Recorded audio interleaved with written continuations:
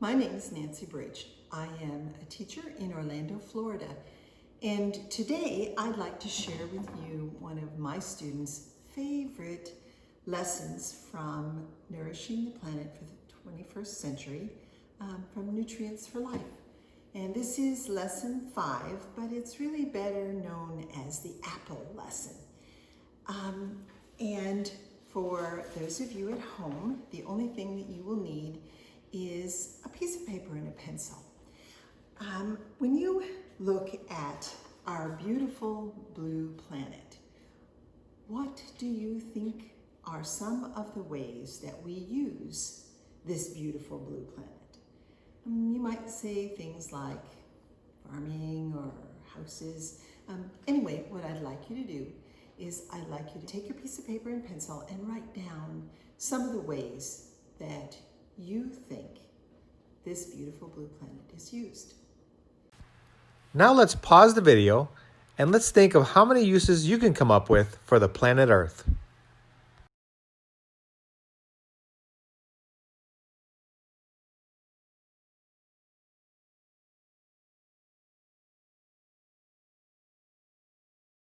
Well, hi, welcome back. I'd like to share with you some of the things that my students think are some of the ways that we use this beautiful blue planet. One of the things they said was oceans. Oh yes, we have lots and lots of oceans, don't we?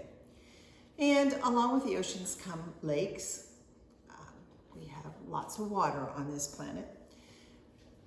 They also mentioned the animals. The animals love this planet. We certainly have a lot of animals on this planet. And along with the animals comes their habitats. Where do these animals live?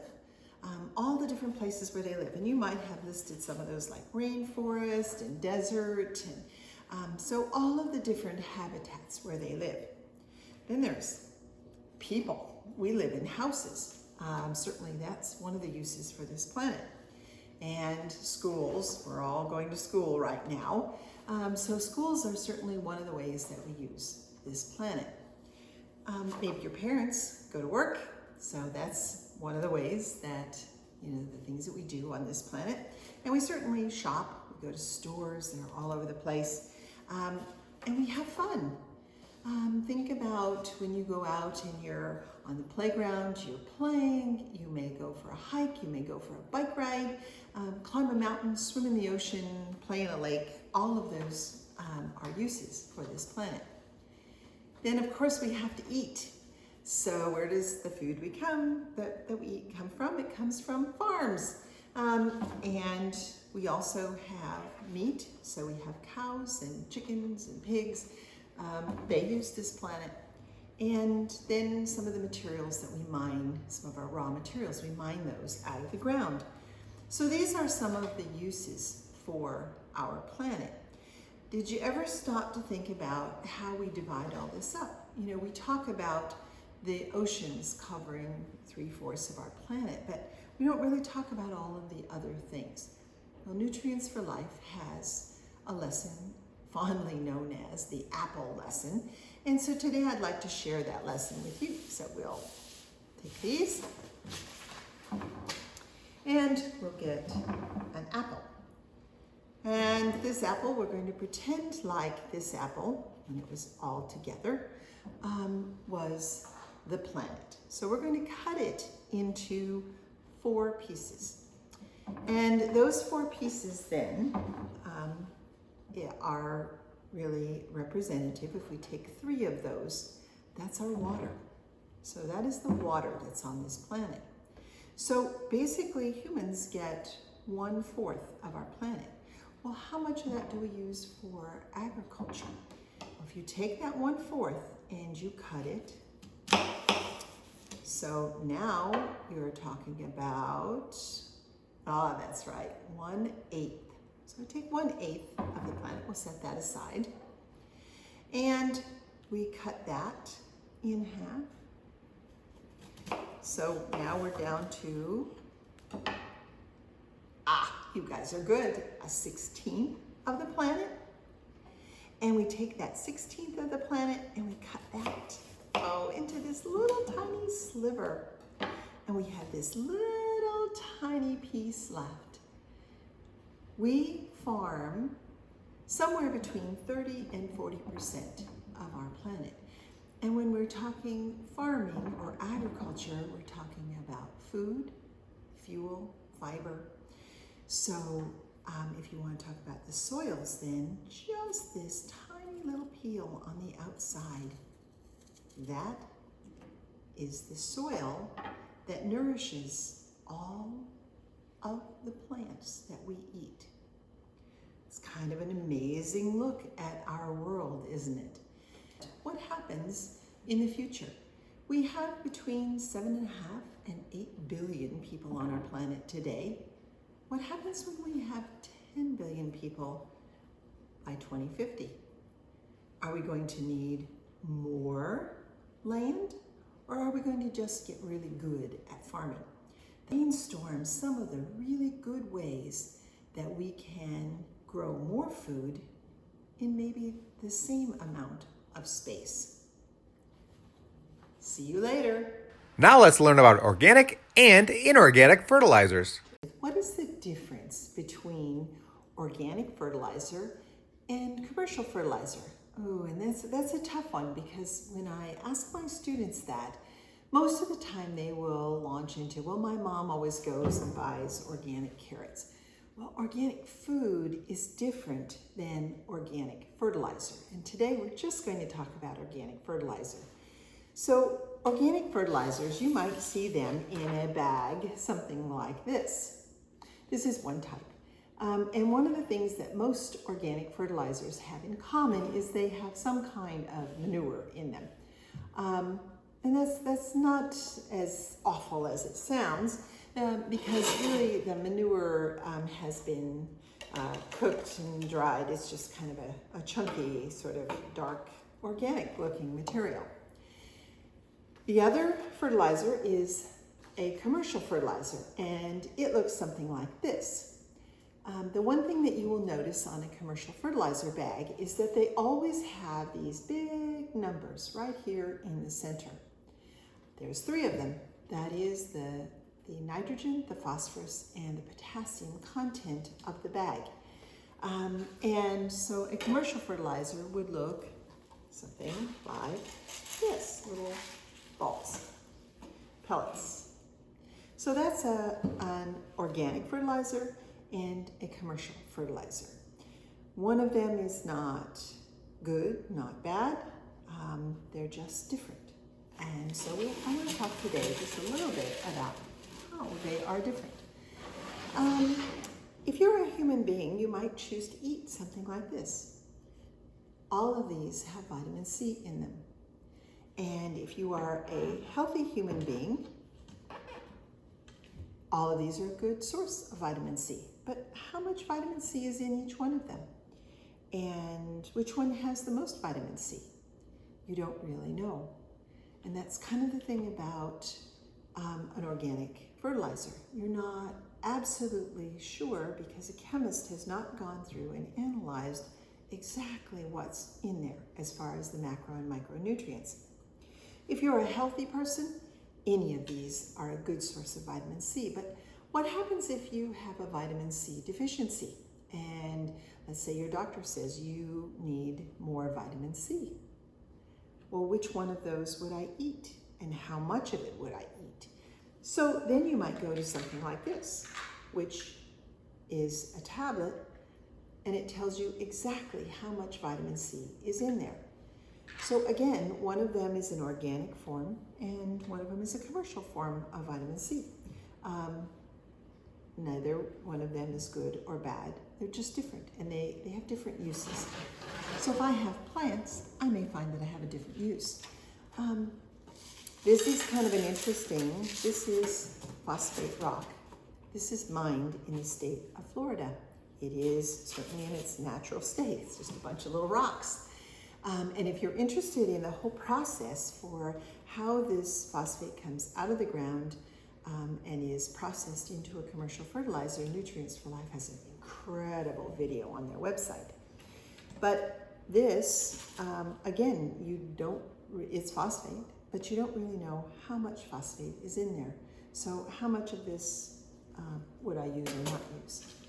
So again, the difference really between organic fertilizers and commercial fertilizers is the chemical analysis of what's in the bag. You know exactly what's in a commercial fertilizer, and an organic fertilizer, you know approximately what's in it. There are 2 Blackline Masters that go with this lesson. One of them asks you to do a little bit of research and to compare the good and the not so good, the advantages, disadvantages of both a commercial fertilizer and an organic fertilizer. Then there is another Blackline Master that asks you to do maybe a little more research and look at what are some of the consequences of using an organic fertilizer as opposed to using a commercial fertilizer.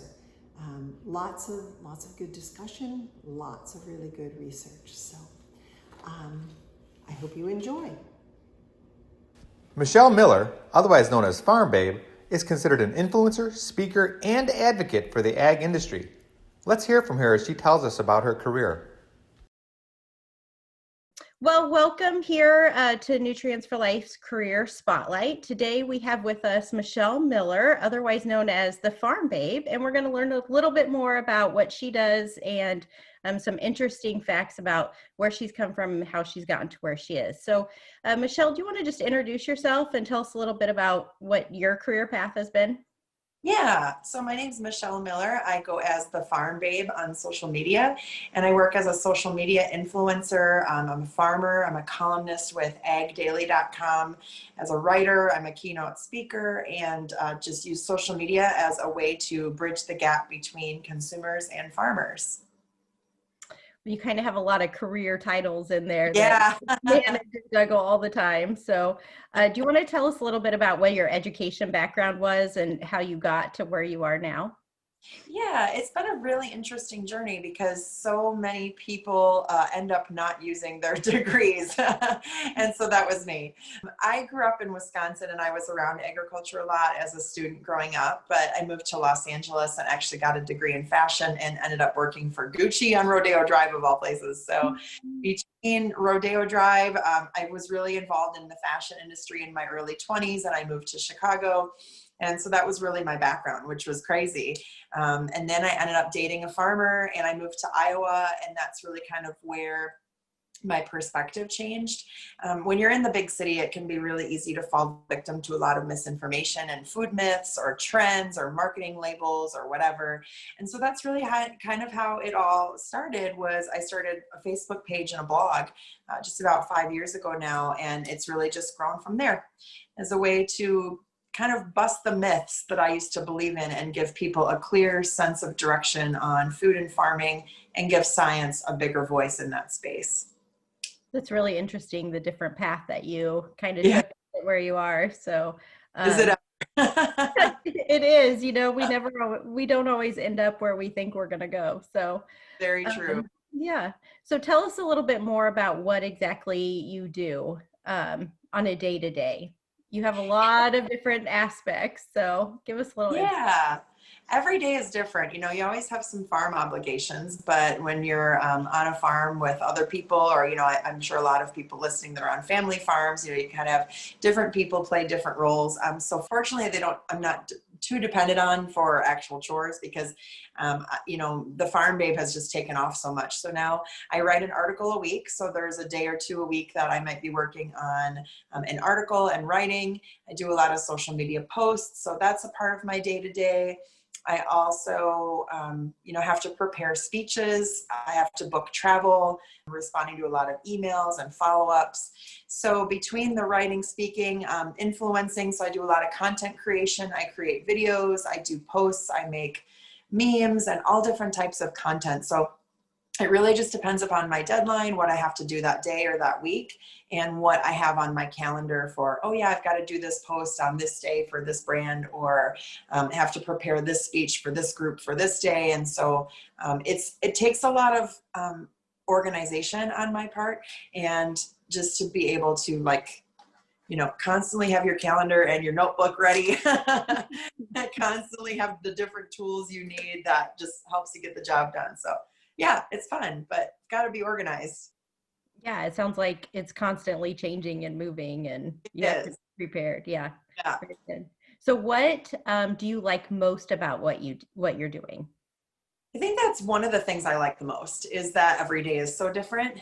I have a lot of flexibility, so I love the fact that I can work for myself and don't have to, I don't have any employees, I don't have any bosses, so it's really just me. I get a lot of freedom and flexibility. That's probably what I like the most, and I just love agriculture. So I think I do a lot of farm tours when I work as an influencer. I'm in the field with a lot of different farmers or scientists or agronomists, and so that's my favorite part, I think, is to see firsthand and be in the fields to learn where our food actually comes from.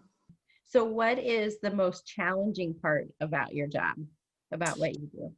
Um, I think sometimes time management can be a challenge because especially when I've got a lot of speaking engagements back to back, there's a lot of obligations, like if you're speaking at a conference, but then there's like different events going on, or they want to go to dinner and, you want to network, you want to go to the conference, but then you've got media interviews, but you're still trying to respond to your emails. And so you're kind of like feeling a little bit behind. You're like, oh, I really need to email this person back. So I think a lot of it is just like time management and just trying to make sure that you can fit everything in and get it all done. So, when students are thinking about social media, they often think about a way to connect with their friends, see what other people are doing and celebrities and things. But Yeah. you're using social media as a marketing platform. So, tell us a little bit about what students might consider if they were wanting to go into a field that would focus on that social media. Yeah, absolutely. We hear a lot about this social media influencers, and it really is that next big trend of advertising and sales and marketing. So, back in the day, we used to use billboards and yellow page ads. We used to have more television commercials, and nowadays all that's going digital. And so, you think about like a celebrity, for example. I was just at I think it was like a Dick's Sporting Goods or something I was at the other day. And, you see Aaron Rodgers as the face of Adidas, or you see some celebrity promoting this brand. And it's like, well, now, people like us in the social media space, we are those brand ambassadors. We are the faces to those brands. It's just now we do it on a smaller, more affordable social media platform. So a brand could spend millions of dollars to get like a celebrity or a pro athlete, or they could work with social media influencers, which is a lot more inexpensive, but you still get that reach. If you work with 100 influencers and each one of them is reaching 100,000 people, that adds up. And so I want people to think about social media as a fun hobby to do with your friends for sure, but realize that once you have that brand and that following, you establish yourself as a website and as a trusted voice. There's a ton of opportunities out there in the social media world. Absolutely. So, tell us something unique and fun that you've done in your field. Gosh, there's been so many. I think agriculture is just so amazing because it's so diverse. And so I've been out to California to see the rice fields. I've been to Wisconsin and seen the cranberry bogs. I went to Louisiana and saw sugarcane be harvested. I've been to see a chili pepper farm in Oklahoma where you think about pepper spray or icy hot. You don't always think about the fact that pepper spray comes from peppers, which comes from a farm. And so it's like there's so many things around us every single day that come from agriculture. And it's such a cool industry to learn about because it's so diverse. So I think that's another thing that's so neat about it is getting to see all of these different avenues in person and just raise awareness on all the cool things and the cool science that goes behind everything we do and use and eat every day and wear. It's all agriculture all around us.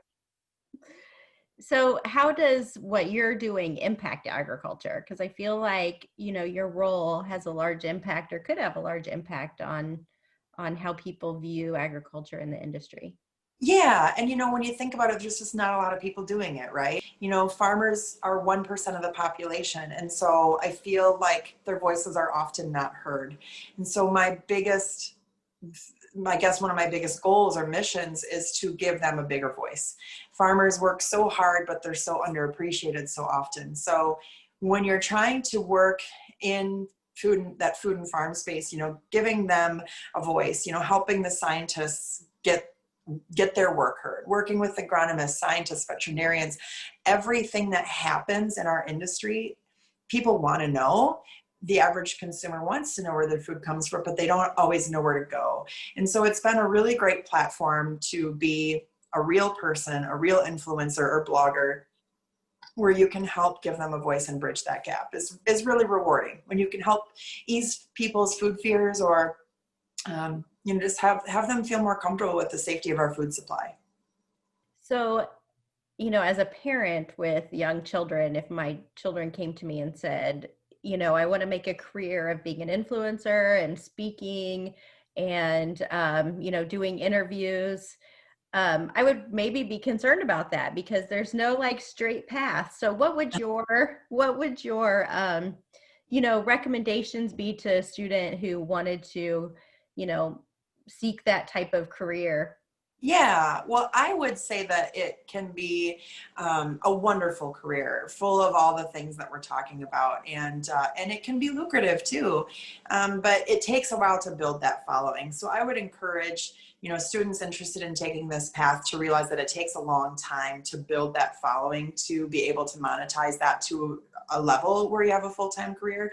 So when I first started, you know, my blog was something I was doing on the side, you know, whether I was working on the farm, I had a bartending job at night, right? So you're trying to manage like a couple different jobs at once, which is so standard. You know, you graduate high school or college and you might have one or two jobs, or maybe even more than that, because you're trying to, like, you know, keep your bills afloat and trying to figure out what you want to do.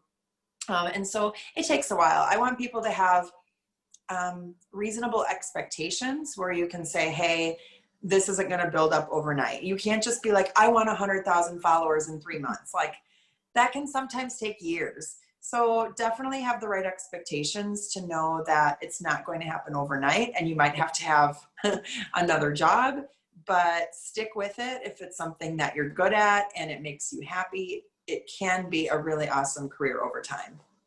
So do you feel like there is you know, people doing similar things to what you do, but in the corporate world? So they work for a corporate company, kind of doing their blogs and social media, if they wanted to take the path more in that instead of in the self-employed direction? Yeah, 100%. You could do that too. Marketing is such an important part of any business or brand. So whether you're working for yourself or you're working for a company, I mean, that is the number one way that people are getting their information nowadays. You know, even some of the world's largest companies, you look at something like an American Airlines, you know, their customer service is very Twitter focused, for example. I mean, they have a team of people 24/7 that their job is to reply to tweets. And if you think about that, I mean, that's really cool. That's innovative. That's what separates brands from other brands. So if everybody's doing the same thing, and it's like, call our 1-800 customer service number, but you can be that person in a brand to take over that social media, where all of a sudden you say, yeah, you can call our 1-800 number, but who wants to do that? It's so old school. Like, we have to be thinking of new and innovative and tech forward, tech savvy ways to reimagine and reinvent that sales or customer service experience. So through that, there's so many opportunities. The sky's the limit. So you can help improve a brand, or you can take what they're currently doing and make it even better, or come up with new ideas to reinvent that experience. So yeah, it's a lot of great opportunities out there in this space. That's great. Do you have any final thoughts you'd like to share with our students and teachers? I think we kind of covered everything. It would just encourage people to go for it. And if you want to start off, if you can go to some social media marketing conferences or some blogging events, you can join local groups. I belong to, say, for example, just like some Iowa blogger groups where, you know, we get together and have luncheons every couple months, and it's in a different place in the state. And so I would just look into your community, see who else is doing it, look to people that inspire you, see what you aspire to do, and then just see if you can like shadow or mentor or go to events, go to luncheons, pick their brains. That's really the key to any sort of good mentorship program, is finding that person that inspires you and seeing if you can build off of that expertise to build your own brand. Well, thank you, Michelle, for joining us today and sharing with us a little bit about what you do and how you impact the agriculture industry. And we really appreciate all the hard work that you do in the industry. Yeah, absolutely. Thank you so much. It's been great to be here today.